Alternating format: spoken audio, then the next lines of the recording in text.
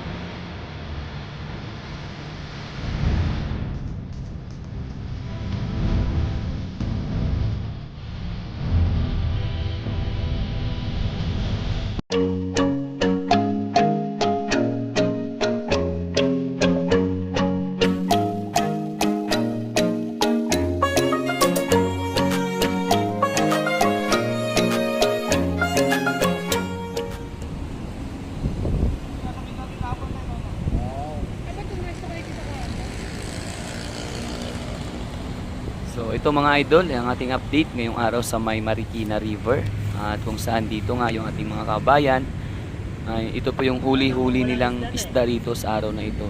So ito po, may mga tilapia, kantuli, at kung saan ito ay malalaki mga kabayan, no?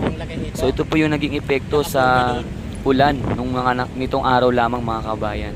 Sa tuloy-tuloy na pagbuhos ng ulan mga kabayan, ito yung naging resulta siyempre sa agos ng ilog. May mga nadadalang mga isda, no? At syempre andyan nga po sa ngayon mga bayan yung patunay na kung saan talagang sila ay marami nang nahuli dito mga kababayan. At sa ngayon mga kabayan, no, yung level ng tubig sa May Marikina River ay nananatili pong nasa normal. At kanina nga lang po mga kabayan, nung tayo naka-live at nakausap sila Ma'am and Sir, no? At sila po nagpatunay na naging epektibo daw po ang pag-dredging or paghuhukay dito sa May Marikina River. Wala ka nang mahuli.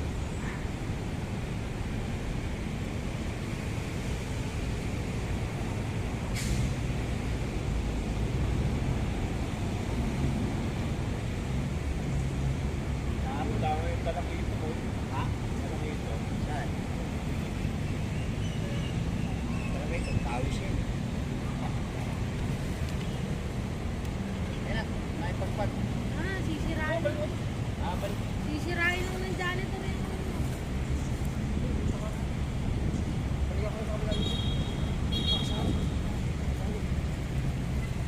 Ay, naka! Hindi na nalagdagan. So yung mga bayan, mukhang sila Sir ay lilipat ng pwesto para makakuha pa ng isda sa araw na ito mga bayan. Wala eh. Halata mo naman na nawala isda eh.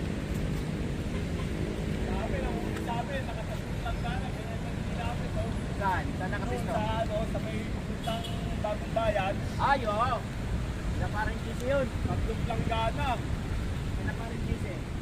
Apat silang tumitira, tapos nagpahinga sila, hapon naman sila bumanat, nakakuha na nila, 2 langgana. Magama yun. Magkama. Magama yun. Puminta ka muna ng 1. Higit respect.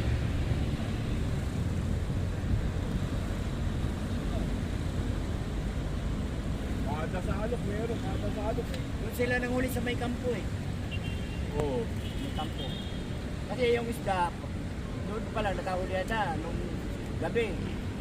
Kung wala nung umaga, dito na sila, umakyat na, sinusundan nila yung isda. Kaya ako dito, pumunta agad. Dito lumubog yan, puro hito ang nahuli. Oo. Unang arangkada ng ulan yun. Sa unang arangkada ng ulan, dito talaga manadali yan.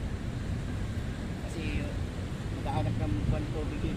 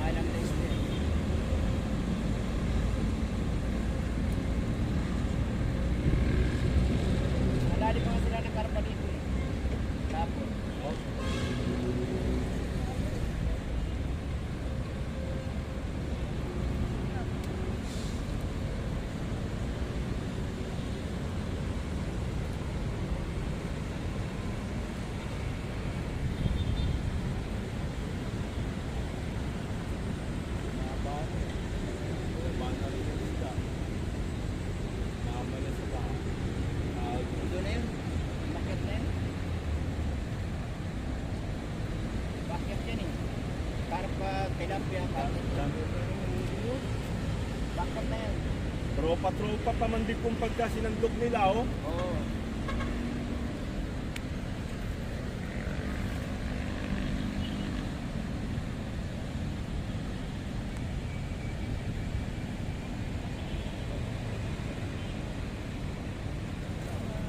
Wala na, tumilo.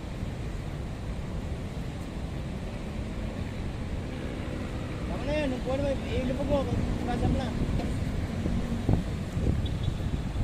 Pagpag mo. Okay. Okay, angat. Yan, yan, yan. Ito na. So ito mga bayan, mukhang sila sir titigil na po sa panghuli ng isda. At kung saan dito nga mga idol sa may itaas, sa may mga damuhan, ito yung sinasabi at tinuturing nila na salot nga daw sa may Marikina mga kabayan. Ito yung mga janitor fish na talaga namang medyo nakakatakot na, no, dahil malaki malaki na po siya mga kabayan.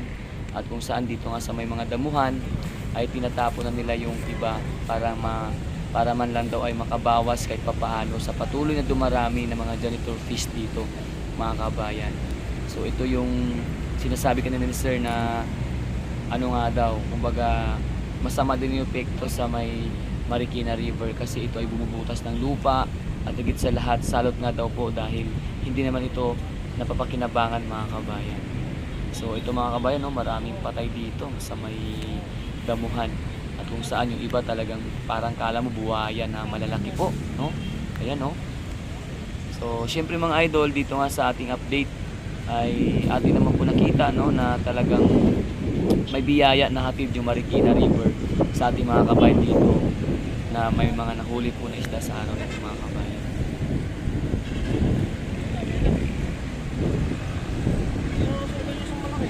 Uwian na sir, uwian na. Bukas naman.